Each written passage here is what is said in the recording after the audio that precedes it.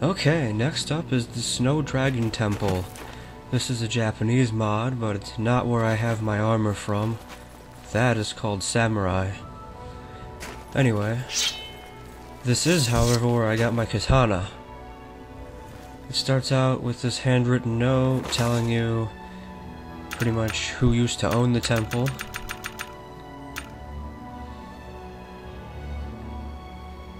I'm not going to read all that. I'll just scroll through some of it though. If you want a brief overview, go ahead and pause the video and read some of it, I guess. But anyway, if we go into the east wing, we have a swordsmith for us who can sell us a ton of katanas. You can pretty much choose the design you want in your katana and whether it's one-handed or two-handed. So there's a lot of variety in this mod, pretty much as far as choosing your sword goes.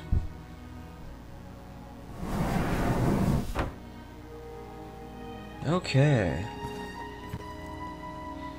There's also custom artwork and stuff, and you can see some of the Japanese textured beds and seats, although the seats don't really seem to...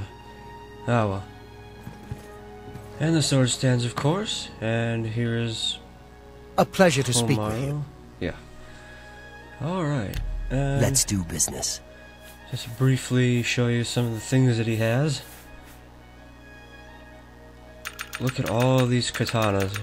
All these swords could be yours. And there's even ceremonial katanas. Different types of swords. Farewell. You can't take those, but they're a neat decoration, really. So are these treasure chests. And of course the Japanese style sliding doors.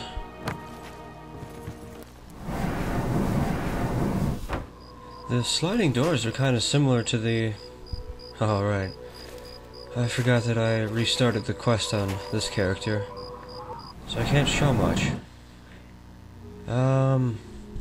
Well, basically the story is that you have to get this temple back from a bunch of zombies and an evil spirit. And really, there's not much more to it. It's a neat player home. Alright, this next one is Morsarius, I think it's pronounced. Morris, or I don't know. It's the City of the Dead.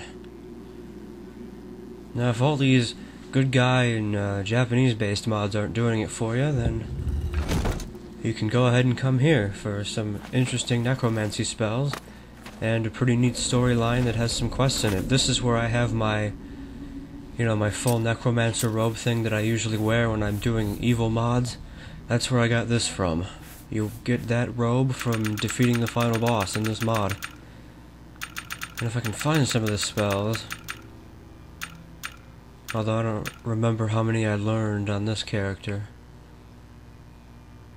Oh, here's some. Command minions. Oops. There we go. Yeah. Command minions. What you can do in this mod is you can collect bones and skeletal parts, and you can use some kind of sacrifice spell in order to make them into minions. You can outfit the minions however you want. Like, you can put your armor on them and stuff. I put bound armor on mine, I think. And then you can name them and command them to do stuff. And they'll follow you. Although, I've noticed that when you fast travel with them following you, they tend to glitch and disappear for some reason. I'm not sure if that's just me. But anyway, yep. This is to the inner sanctum. And my minions should be in here. Oh, there they are. Yep, I named this one Pyrite, I named these Rixus, I think, yep. And I think this one's called Moriarty, yep. Alright, well yeah, there's the throne, there's some neat necromancy stuff. You get other armor from this mod, but I don't really wear it. And then here you have your bedroom, which is more or less just like a ritual alchemy kind of lab thing. And then of course you come over here and there's the sleeping slab for you to, sleep. Hooray!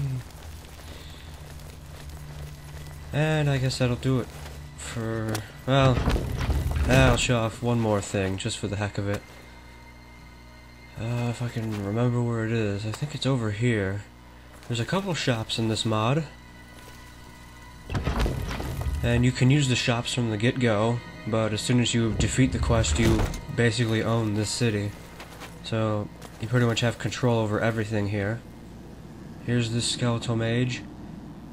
Yep, he doesn't talk to you, so they kept that realistic. And you can buy more alchemy stuff from him and a couple neat custom items.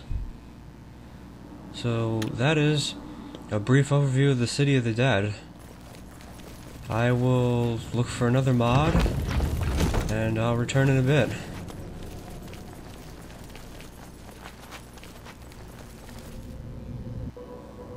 Okay. Here we are at another one of my original mods that I downloaded, rather. I didn't make any of these. This one's called Glenvar Castle. This is also a pretty popular mod.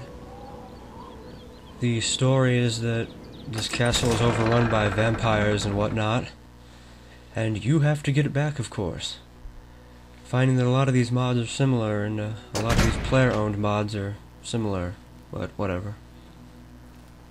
Similar in storyline, that is. I mean, they're all pretty differently designed.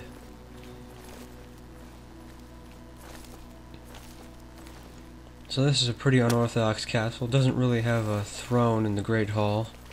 Are you? The outsides are kind of laggy for some reason. I don't know why. The inside's a lot better, though. There's the guard wing. Might as well go in here. I'll just show off some of the chambers in this place and whatnot. But anyway, yeah. So the castle's overrun with spirits and vampires to begin with. You have to go through dungeons, and there are actually puzzles in this mod. And the unique thing about the puzzles in this mod are that... How are you today? Whoops. That individual has no clothes, so I'll close that door. Anyway. The interesting part about the puzzles in this particular mod are that things you have to click on don't show up on your cursor. So if you have to, like, activate a hidden passage through a rock, the rock won't show up on your cursor. It'll just be the little ridicule thing you see in front of you. Like on the middle of my screen, you see that little green cross-shaped ridicule. That's the only thing you'll see. You won't see any indication of there being a switch. So the mod is a little more difficult, but it makes it a little more exciting as well, because you actually have to explore for the solution to some of these things. There's other puzzles as well, and once you complete them all and complete the quest, you get control of this castle and tons of NPCs that are in it. I mean, there are a lot of NPCs in this one. Just guards and maids and cooks and priests running all over the place here. You know, I'm also told that there's a second quest in this mod that initiates after you get the castle, but it's never triggered for me, so I'm not sure whatever happened there. So I'm not exactly sure what that second quest is about. Anyway, this is the private quarters. We come up here, this is a little private desk study area, I guess. The NR on these things means no respawn, so you can safely store your items in there. Come down here, and we have the bedroom. The thing I like about... Who's up there? Who's in my quarters? Okay. Anyway, the thing I like about this bedroom is how uniquely designed it is.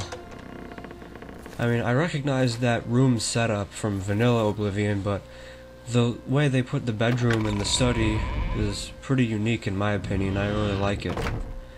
So, I don't know how to stop this, but we're gonna have to run because these things shoot fire at you for some reason. Alright, now we can get to the arcane tower. There is some kind of clue on how to get them to not shoot at you, but I've never figured it out. You can just run through anyway. So here you have your typical altars. Did this do anything? No, I guess not. And they give you some free welkin stones, a lot of soul gems.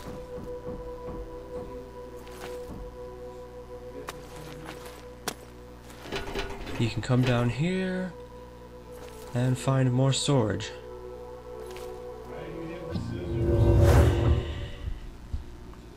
No. Anyway, sorry about that. Someone called to me and they needed something.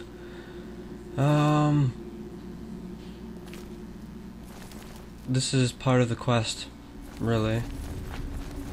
The original quest that you have to do to gain control of this place.